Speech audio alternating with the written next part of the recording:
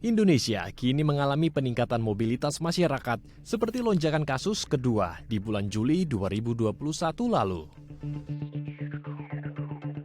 Berdasarkan survei Balitbang Kemenhub, jika masih memberlakukan PPKM level 3 hingga akhir Desember 2021, maka akan terjadi peningkatan mobilitas saat libur Nataru sebesar 7,1% dari total penduduk atau 11 juta orang akan melakukan perjalanan.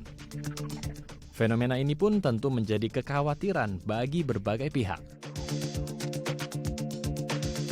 Seperti ancaman gelombang baru COVID-19 dan serangan varian baru Omikron yang kini sudah berada di 70 negara. Ketua Bidang Penanganan Kesehatan Satgas COVID-19, Alexander Kaliaga Ginting, mengungkapkan salah satu cara mencegah lonjakan kasus adalah dengan pengendalian efektif di hilir dan optimalisasi peran posko PPKM. Di sini, posko PPKM memiliki 4 peran penting, yakni pencegahan, penanganan, pembinaan, dan pendukung pelaksanaan penanganan COVID-19 di tingkat desa atau kelurahan. Selain itu, menurut Alexander Ginting, posko ini juga bisa berperan sebagai penggerak penelusuran atau pelacak COVID-19 di masyarakat. Pasalnya, posko PPKM tersebut tidak hanya dibuat di desa atau kelurahan, melainkan juga dibuat ke sektor pelayanan publik seperti terminal, mal, dan tempat wisata.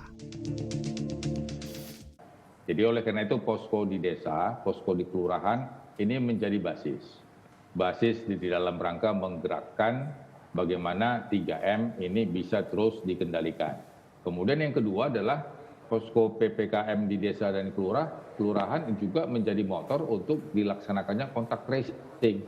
Makanya di posko ini berkumpullah di situ ada Babinsa, kemudian ada Babin Kaptipmas, kemudian dari Puskesmas, kemudian dari relawan desa. Ini semua digerakkan di tingkat desa dan di tingkat kelurahan. Jadi yang namanya kita berjuang untuk melawan COVID ini, tidak boleh berjuangnya hanya di level tataran di nasional atau provinsi, kabupaten, kota. Baik. Tapi basisnya adalah di desa dan di kelurahan. Karena disitulah masyarakat, itulah sektor hulu yang sesungguhnya. Selain membuat posko PPKM di tingkat desa, kelurahan, dan pelayanan publik, kapasitas tempat tidur dan fasilitas rumah sakit darurat COVID-19 Wisma Atlet Kemayoran kini juga ditingkatkan untuk mencegah keterbatasan sarana dan prasarana jika terjadi lonjakan kasus. Jadi kita di Wisma Atlet ini ada 7 tower, semuanya 3 tower digunakan untuk akomodasi para relawan dan 1 tower digunakan untuk administratif. 4 tower lainnya, tower 4, 5, 6, 7 adalah digunakan untuk perawatan. Semuanya kita standby-kan, saat ini digunakan adalah tower 5 dan tower 6 untuk perawatan pasien COVID. Untuk kesiapan ini nyangkut kedua, yaitu kesiapan personil dan kesiapan alat kesehatan. Persiapan personil sendiri kita masih tetap standby-kan, personil masih sekitar 1.300 relawan yang ada, baik nakes maupun non-nakes. Lalu untuk alat-alat kesehatan sendiri yang ada, baik itu obat-obatan, lalu material kesehatan yang lainnya, ventilator, semuanya kita siapkan.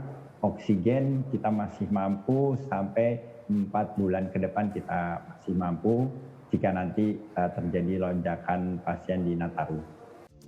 Meski regulasi dari Satgas COVID-19 dan kapasitas serta fasilitas rumah sakit darurat COVID-19 telah disiapkan, namun kesadaran masyarakat menjadi kunci utama untuk menekan terjadinya gelombang kasus COVID-19.